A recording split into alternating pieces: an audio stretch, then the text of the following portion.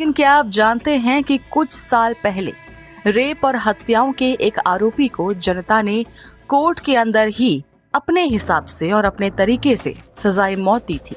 क्या आप जानते हैं कि सजाए मौत देने वाले इन लोगों में 95% 95% सिर्फ औरतें थीं और इस शख्स की मौत की खुशी में कई इलाकों में दावतें हुई थी, पार्टी हुई थी। क्या था ये केस, कौन था ये शख्स और कौन थी वो जाबाज औरतें, आज इसी के बारे में आपको बताऊंगी। महाराष्ट्र का नागपुर। 1970 के आसपास नागपुर की कस्तूरबा नगर झुग्गी में एक बच्चे का जन्म होता है जिसका नाम भरत कालीचरण रखा जाता है। झुग्गियों में रहने वाले इस परिवार ने अपना पेट पालने के लिए छोटे मोटे काम किए जो आमतौर पर उस झुग्गी में, उस बस्ती में रहने वाले तमाम लोग किया करते थे। परिवार में भरत के 2 और भाई थे। कहा जाता है कि बचपन में भरत एकदम नॉर्मल बच्चा था, पढ़ाई में भी अच्छा था और बहुत डिसिप्लिन्ड बच्चा था। हालांकि इस दौरान उसके बड़े भाई क्राइम की दुनिया में आ गए। बताया जाता है कि भरत 7th क्लास में था जब उसके पिता की मौत हो गई थी और इसी के बाद उसकी जिंदगी हमेशा के लिए बदल गई। बड़ा होता भरत अब अक्कू यादव के नाम से जाना जाने लगा था। बड़े भाइयों की देखा देखी वो भी छोटे मोटे क्राइम करने लगा और कुछ ही टाइम के अंदर उसकी क्राइम की कुंडली बढ़ती ही चली गई। अक्कू यादव अब अपनी ही बस्ती के लोगों के साथ लूटपाट मारपीट करने लगा था। वो लोगों से जबरदस्ती पैसे मांगता।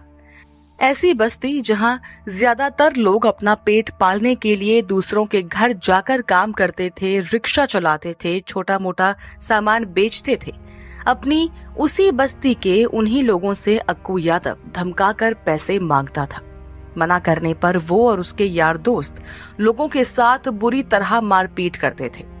धीरे धीरे अक्कू अपने ही इलाके में, अपनी ही बस्ती में और अपने ही लोगों का सबसे बड़ा दुश्मन बन गया।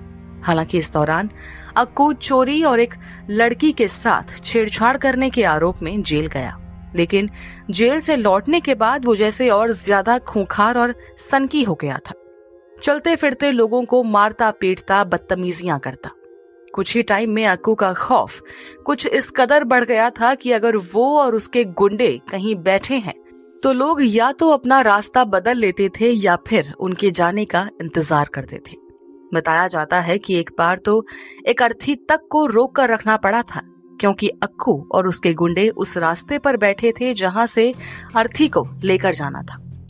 अंतिम संस्कार ही नहीं, बस्ती में अक्कू के डर से सगाई, शादी, छोटे मोटे सेलिब्रेशन, तीज त्योहार तक बंद हो गए थे। हालांकि इन सब के बीच बस्ती में आशा भगत नाम की एक औरत हुआ करती थी जो शराब बेचती थी। आशा अक्कू से नहीं डरती थी बल्कि खुद अक्कू ही आशा को देखकर कटा कटा रहता था। अक्कू का आतंक बढ़ने लगा और लोग परेशान होने लगे। तो इस बीच एक बार आशा ने अक्कू को जान से मारने का भी प्लान बनाया था, लेकिन अक्कू टाइम रहते ही ये सब कुछ भांप गया और बच निकलने में कामयाब हुआ। अक्कू की गुंडागर्दी से लोग परेशान ही थे कि अचानक एक रोज उसने एक शख्स का कत्ल भी कर दिया। ये शख्स उसका दोस्त हुआ करता था और सिर्फ इस बात पर कहा जाता है कि अक्कू ने इस शख्स की जान ले ली थी कि वो आशा भगत के साथ उठने बैठने लगा था, उससे बोलचाल करने लगा था। तो अब तक चोरी, लूटपाट और मारपीट से परेशान लोग अब अपनी जान के लिए फिक्रमंद होने लगे थे। हालांकि इस कत्ल के बाद एक बार फिर अक्कू जेल पहुंचा, लेकिन मुश्किल से 10 महीने बाद ही वो लौट आया। अक्कू के केस में अक्सर होता भी ऐसा ही था। चश्मदीद गवाह या तो पलट जाते थे या फिर केस बस यूं ही चलता रहता था, जबकि अक्कू बाहर आकर और ज्यादा क्राइम करता था।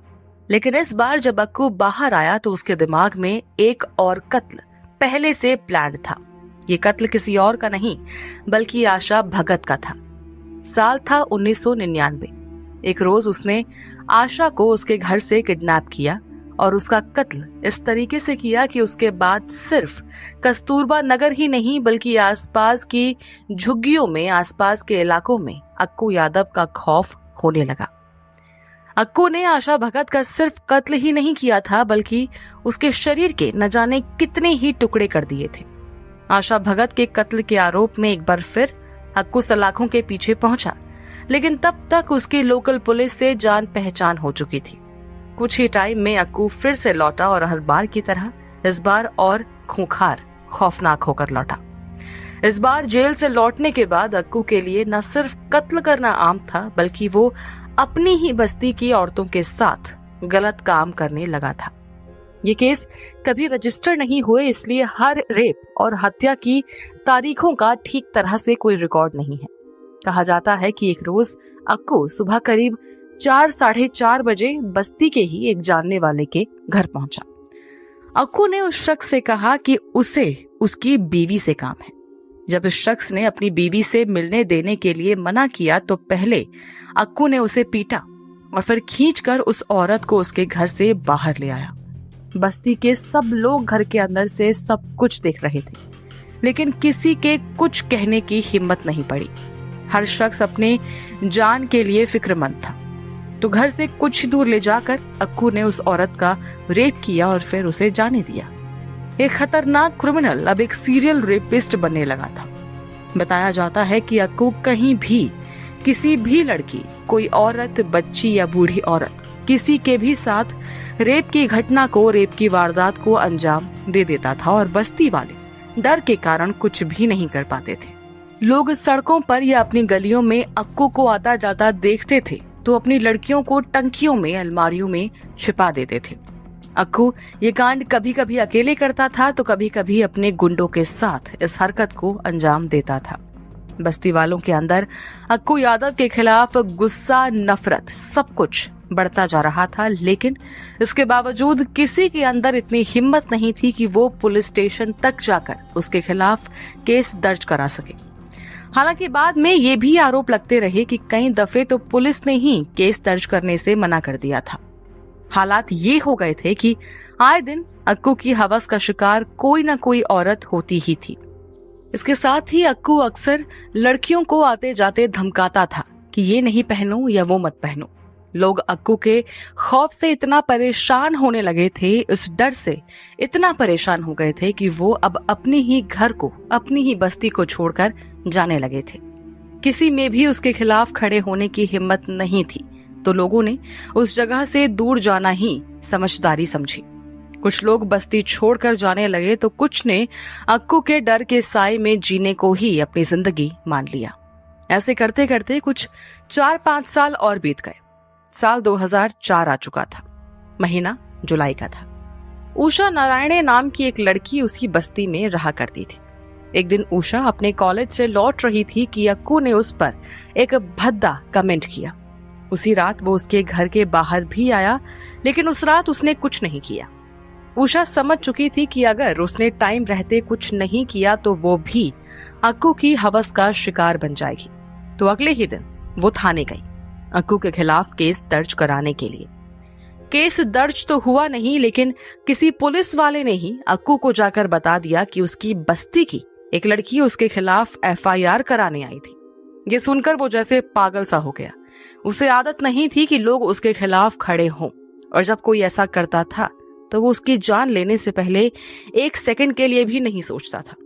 तो अपनी गैंग के साथ उसी रात हथियार, तेजाब लेकर उषा के घर के बाहर अक्कू पहुंच गया। हमेशा की तरह बस्ती के लोग तमाशा दिख रहे थे और कोई कुछ नहीं कर रहा था। उषा अपने लिए, अपने परिवार के लिए बहुत डर गई थी, लेकिन इसी बीच उसे एक तरकीब सूझी। उसने सिलेंडर निकालकर उसके पाइप को दरवाजे के बाहर फेंक दिया। दरवाजे के उस तरफ अक्कू और उसके गुंडे खड़े थे। उषा ने अक्कू से कहा कि वो माचिस जलाकर आज सब कुछ खत्म कर देगी। वो खुद जिंदा नहीं बचेगी तो अक्कू को भी जिंदा नहीं छोड़ेगी। इतने सालों में पहली बार कोई औरत अपने लिए, अपने परिवार के लिए इस बस्ती में खड़ी हुई थी, वो भी किसके सामने? अक्कू यादव के सामने। उषा नारायणी के इस कुछ सेकंड की हिम्मत ने अचानक जैसे पूरी बस्ती के लोगों के अंदर जान फूंक दी। लोग घरों से निकले और बाहर आए। अक्कू ये सब कुछ देखकर डर गया और तुरंत अपने गुंडों के साथ वहां से भाग गया। रात बीती, सभी लोग वापस घर निकल गए, लेकिन इसके बाद उषा नारायणे जान चुकी थी कि अगर जल्द ही उसने कुछ नहीं किया तो वो भी नहीं बचेगी। उसका परिवार नहीं बचेगा। तो उसने बस्ती की सभी औरतों के साथ अगले ही दिन एक मीटिंग की। धीरे धीरे इसमें मर्द, बच्चे, बूढ़े सब जुड़ने लगे। तय हुआ कि अक्कू यादव को जेल भेजकर ही रहेंगे। बताया जाता है कि अक्कू उस टाइम जैसे अंडरग्राउंड सा हो गया था, वो किसी को नहीं मिल रहा था। बस्ती वाले पुलिस के पास गए तो पुलिस ने कह दिया कि तुम लोग अक्कू को ढूंढ लाओ। अक्कू को पकड़ने के लिए बस्ती के कुछ लोगों ने पत्रकारों को बुलाकर प्रेस कॉन्फ्रेंस तक की, लेकिन किसी ने अखबार में कुछ नहीं छापा। ये लोग समझ चुके थे कि अब जो कुछ करना है इन्हें ही करना होगा। तो दिन रात अब अक्कू यादव की तलाश होने लगी। जो लोग बस्ती छोड़कर कहीं और बस गए थे, वो लोग भी अपना बदला लेने के लिए वापस बस्ती में लौट आए। दिन रात प्लानिंग होने लगी कि कैसे मारा जाएगा, कहां मारा जाएगा, अक्कू को पुलिस को सौंपना है भी या नहीं, सब कुछ। जुलाई बीत चुका था और अगस्त आ चुका था। अक्कू यादव का कहीं कोई पता नहीं था, लेकिन अचानक 7 अगस्त की तारीख को अक्कू यादव ने बड़े ही शातिर तरीके से सरेंडर कर दिया। अक्कू जान तो गया था कि बस्ती में अभी माहौल गर्म है और उसकी जान को खतरा है। उसका प्लान था कि वो कुछ टाइम जेल में रहेगा और मामला शांत होने पर जेल से बाहर निकल आएगा और एक एक से बदला भी ले लेगा। अब अक्कू के सरेंडर की बात बस्ती वालों तक पहुंच चुकी थी। वो पहले से जानते थे कि अक्कू क्या कुछ कर सकता है, तो इसीलिए उन्होंने ये पता करवाया कि अक्कू को कोर्ट किस दिन ले जाया जाएगा। प्लान बना कि उसी दिन अक्कू को जान से मार दिया जाएगा। 13 अगस्त की वो तारीख थी जब पुलिस ने अक्कू को कोर्ट में पेश करना था। 1 हफ्ते तक बस्ती वाले प्लान बनाते रहे।